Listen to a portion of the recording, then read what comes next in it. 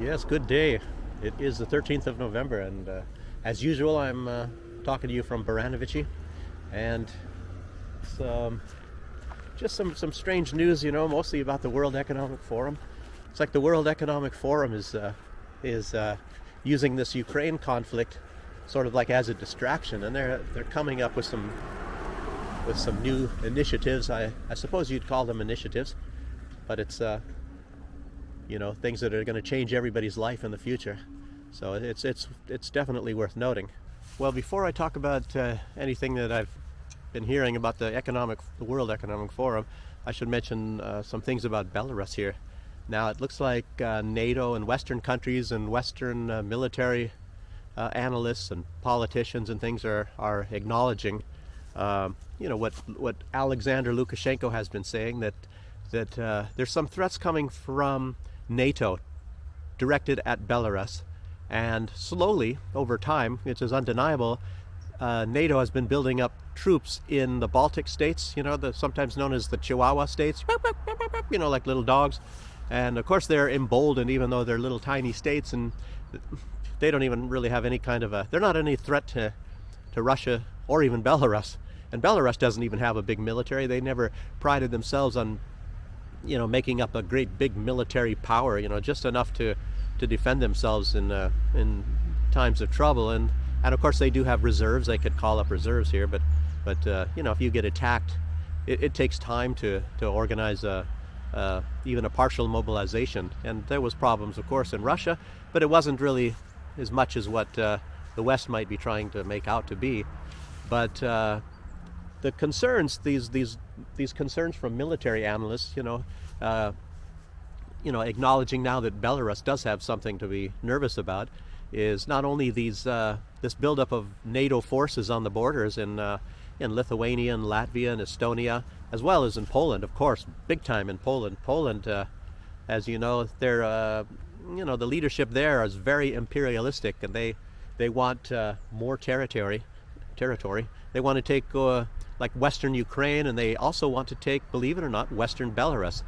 They haven't denied this in the West, that they, Western countries is what I mean. They haven't denied that Poland wants Western Ukraine, probably mostly Galicia, where Stefan Bandera comes from.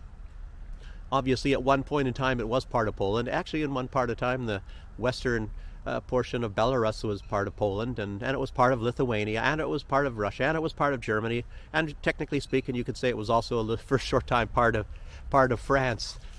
All these areas all over in Europe. At one point in time, one part of one country belonged to another. It's incredible. Like I mentioned in the last video, that Germany actually has a real right to the country of Spain when I think it was the leader of Spain died. This is around 1870, 71, and the next in line to the throne of Spain was a German. So France couldn't take that, so they declared war on Germany, even though Germany, that was under Bismarck at that time, and he had no designs on getting any part of Spain. So, and of course, at one point in time, even before that, maybe, I think, what time was that? Maybe around the 1780s, 1790. Technically speaking, a German came to the throne. At that time, there was a Poland, and they didn't take Poland either. So, but it's the Hohenzollern family, which was the royal family of Germany, was originally Prussia and then later Germany, because the Hohenzollerns are who consolidated the country of Germany, beginning in about 1866 under Otto von Bismarck at that time. So, but the Hohenzollerns, they had, gotten a lot of the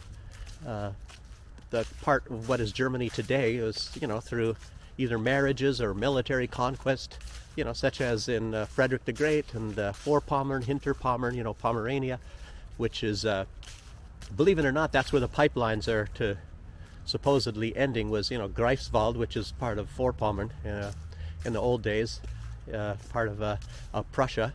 And believe it or not, Königsberg, now Kaliningrad, was called Königsberg, which was before that time, that was the Nordmark under the Teutonic Knights, and that was also a part of Germany. That was the early times of Prussia even. And I'm Actually, I'm Prussian by descent.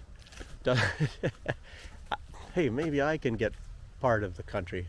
But anyway, my family, of course, lost that land that they had at some point in time anyway, around World War II. So it's not a big deal. It's not the end of the world. But anyway, I was talking about Belarus, not Russia or Prussia. It's yeah, the forces have been building up, like I say, in the Chihuahua states and Poland, and you know, it's and Poland is, of course, I guess you'd call them imperialistic, because they want to increase their territory.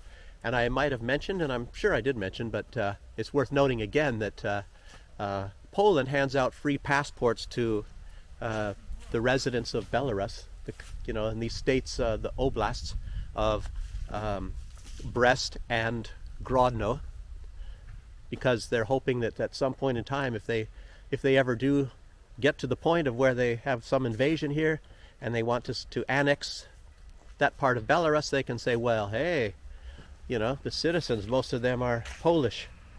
So, and it might be similar, but I don't suspect that it's the same. Like when you think of South Ossetia, when 2008, when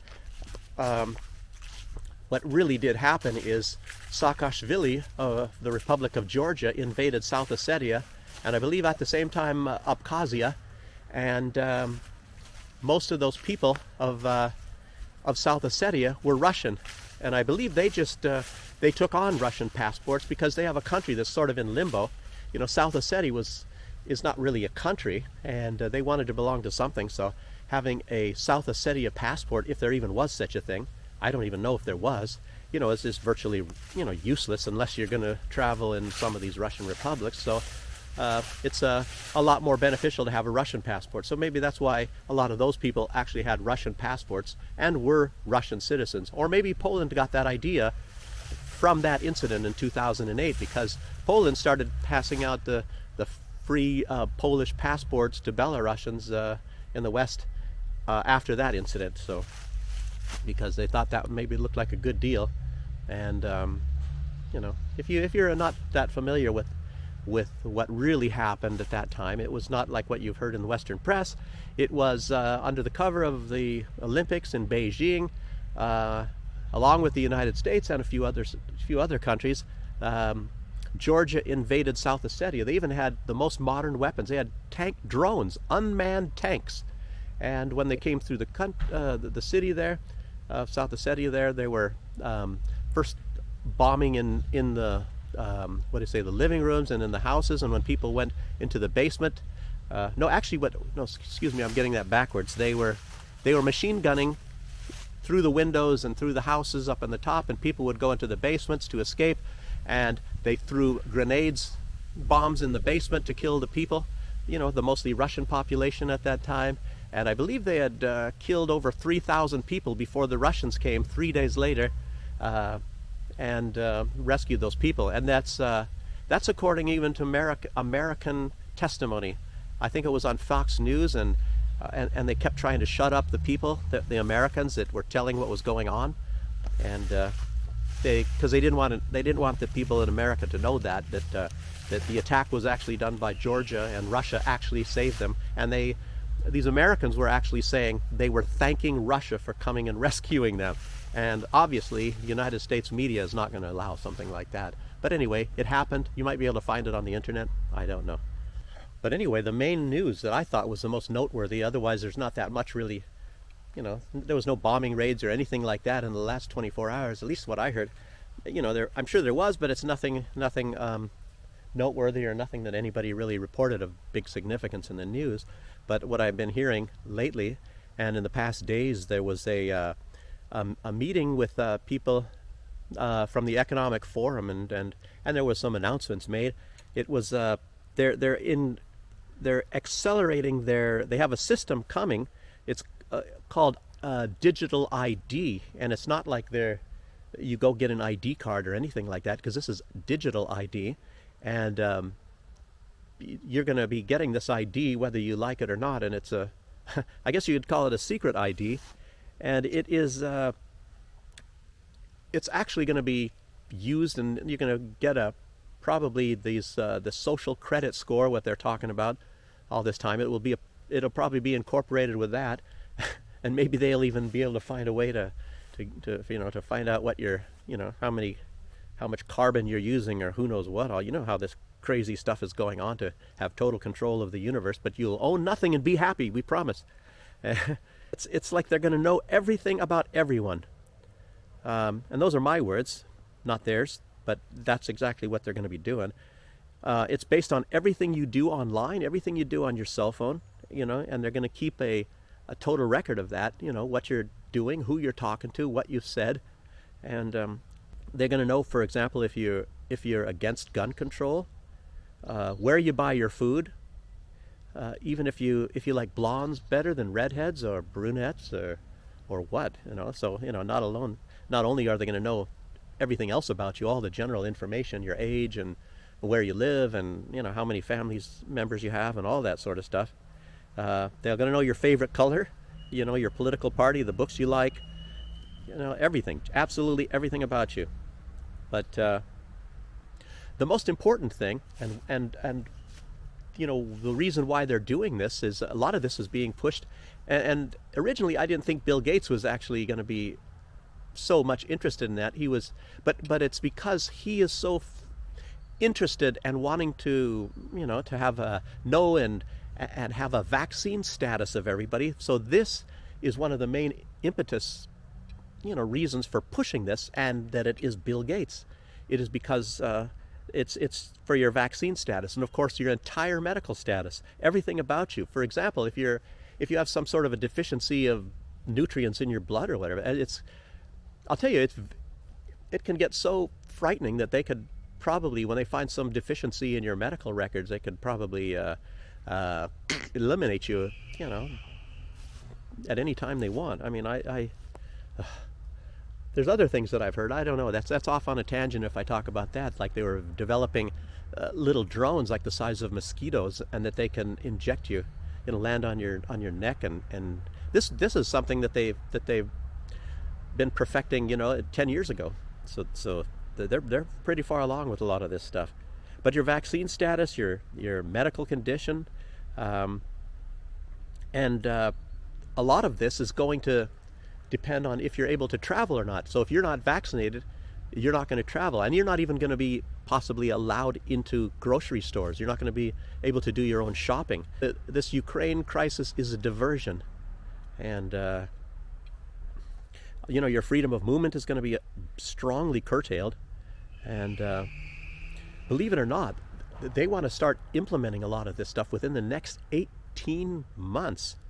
18 months. Did you hear that? I'm not saying this Agenda 2030, which is, they want the reset to be Great Reset to be mostly complete by the year 2030. But this part of it, this digital ID, they want this much earlier. They want this in about 18 months, and they've even given Justin Trudeau some millions of dollars recently. I'm not even sure exactly how much money, but they've given him many millions of dollars to start implementing this, believe it or not, in Canada. Good old Justin Trudeau. Oh boy. Bill Gates, of course, being the big cheerleader about this. It's mostly for him. It's and he's got a good sum of money, I guess I would say, and he's obviously ready to donate most of this stuff, and it's mostly for him. Vaccines. He has gotten far more money in vaccines than he did even in Microsoft, and I guess that's according to him. So he's making a fortune even now with vaccines. So this stuff is still going, these vaccines, and I'm not vaccinated. And that's one reason why I'm in Belarus. There is no requirement to get vaccinated here, and obviously that's and they stopped that in Russia too. And obviously that's a good main reason for this war, pushing this upon Russia is to get rid of that, to be more forceful in forcing people to get vaccinated, because it's I don't know. In the United States, they were much further along, and a lot more people were vaccinated. What was it I don't even remember how many in Israel, but the vast majority of people are vaccinated there. So, oh boy. But this was released by a member of the Economic Forum. Her name was Melissa Fleming. And of course, she says now that they're partnered with Google to do this, and they were angry that that when you look up, say, climate change, a lot of this is climate change. Obviously, they're using climate change to further this agenda. But she was upset that when you look up climate change, that there were some contra information there, and they want to change that, obviously, as well. And her statement was, "We own science." So science isn't what science proves. They own science. Science is what they say is science. And that reminds me, I think it was Randolph Hearst. And this, we're talking about like 1890s. 1890, people, this is a long time ago, way over 100 years ago. I think Randolph Hearst, I think it was he that said that. And he said, "The news is what we tell you it is." And some sort of similar statements have been mentioned since that time as well. The new, the truth is what we tell you it is. The news is what we. I mean, it's not like what the truth is. The truth is what we tell you it is. It's not. Maybe you have to just put a little bit of different emphasis on what words. The truth is what we tell you it is. And they said, "We own science." Yeah, it sounds like what was his name? Anthony Fauci, saying he is science. So, and it turns out he's changed his mind so many times. And is that how science works? First, I remember a long time, as everybody's seen this or heard about this, anybody that seeks out this information, that old Fauci said that natural immunity is stronger than getting vaccinated, and then after COVID came, that no, you got to get vaccinated. So natural immunity doesn't come into play anymore, So I guess that's new science. That's Fauci's science. So, but another thing, it's very important. This actually is almost as important in the immediate future. And I actually have to add this, and I wasn't even thinking about this, but you see now Joe Biden threatening MBS. What's his name? Mohammed bin Salman from Saudi Arabia, and what was he saying? He better back off or something on this limitation of 2 million barrels a day or something, because first they were asking him, Mohammed bin Salman, MBS, to wait until after November to do this, and of course it goes into effect in November, and there's a voting is in November. I think what is it, the 24th of November? I'm not sure when they vote for the midterms, and if this cut in production, 2 million barrels a day, goes into effect on November 1st, of course the prices of gas are going to start rising by that time in the United States. And Joe Biden didn't like that because people normally vote with their pocketbooks. If they don't have as much money in their bank account or in their pocketbook, then they're going to go vote for the other guy. So he said it's okay if you cut the production, but just do it after the election. And of course the decision has already been made, and a lot of people are suspecting it has something to do with helping Russia, and maybe it does. I don't know. They didn't say that. And the UAE is also going along. But the worst part about all this is, threatening MBS, And it's like, what is this threat going to be? What will this entail? What can he do to MBS? And some people are suggesting, well, we're going to take the military out of there. And MBS would probably say, please do that. And it's not like they haven't been buying, fighter jets and everything for decades. They're well equipped themselves. And if the U.S. moves out, well, guess who moves in? Probably Russia. And I don't think that the new leaders of Saudi Arabia need U.S. protection. It's supposed to be for protection, but I tell you what, I don't think anybody has got any designs to attack Saudi Arabia at any time in the near future. Not even Iran, I don't think. So I don't think there's any danger on that. But so I think the United States at present, at least what they say, at least what's been disclosed, is they're going to not sell weapons to Saudi Arabia for 1 year time period, and that'll teach them. Big deal. But I'll tell you what, like I'm saying, I'm trying to drive up to this, and I should build up this suspense. But who is in a better position to hurt whom? Is it Saudi Arabia in a better position to harm the U.S. or the U.S. to harm Saudi Arabia. But guess what? Guess what? Oil is traded in U.S. dollars.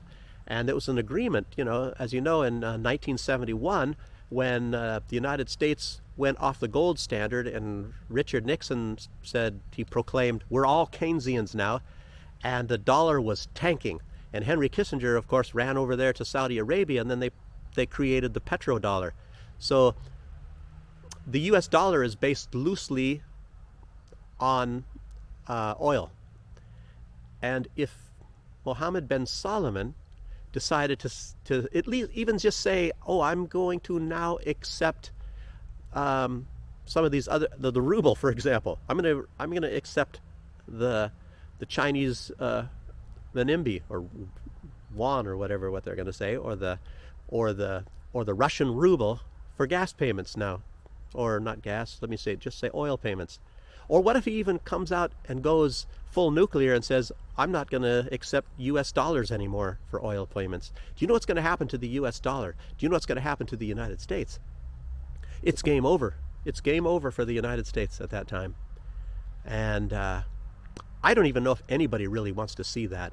And I think Russia is now sort of panicking because the ruble is actually very strong, and I don't know if it's still rising in value, but they're trying to slow it down because, as you know, any sort of products that Russia has that when the ruble is strong, they actually maybe don't sell as much because it's less attractive to buy something when the currency is strong, when you're buying something in that currency. So they don't want it, they don't want the ruble to be too strong. The U.S. does want the U.S. dollar to be strong, but it's only that's because that the U.S. dollar actually isn't strong. It's only strong in relation to certain other currencies. So, and if you look at gold, for example, the U.S. dollar compared to gold, which they're both related, when one goes up, the other goes down normally, not always. It was a little bit different some months ago, but as during the COVID time. But loosely, that's kind of how that works. And word is out that gold has been manipulated down, and a lot of people are talking right now that the real value of gold should be right around 50,000 U.S. dollars per ounce. And it's, I think, around 1,700 U.S. dollars an ounce. In euros, it's 1,800 and something right now. And, everything, it fluctuates all the time. One day it might be, below that. But I'm just giving you a rough ballpark figure. But, I'll tell you, probably in the near future, we might really start seeing some real big shakeups economically. It depends on what the United States does. You got Joe Biden, and you got Kamala Harris. These are brilliant intellectuals. And then you got Putin. Putin's in trouble now. Look at, they're out of bombs.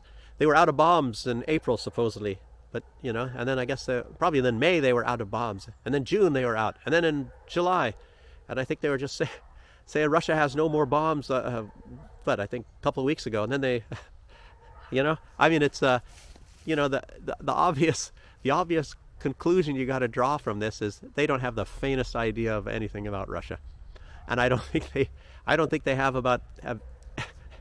not only their stockpiles of weapons but anything. I think they've been wrong all the time. I don't know. You don't know. Maybe they know this stuff and they have some master plan. I don't know. I just draw a blank, and what Germany's been doing. I've been talking about this for a long time. Why would they be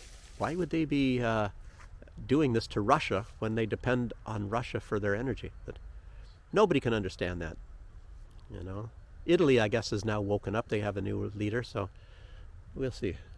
So that's all I have to say for right now, and thanks for joining in, and I hope you subscribe, and I'll try to keep this stuff going, keep this information coming, and like I say, it's partly for a record for myself, but feel free to comment as well, and I hope to hear from you, and It's not like I hope to see you again because I can't see you, but I hope you see me again. Okay, till then.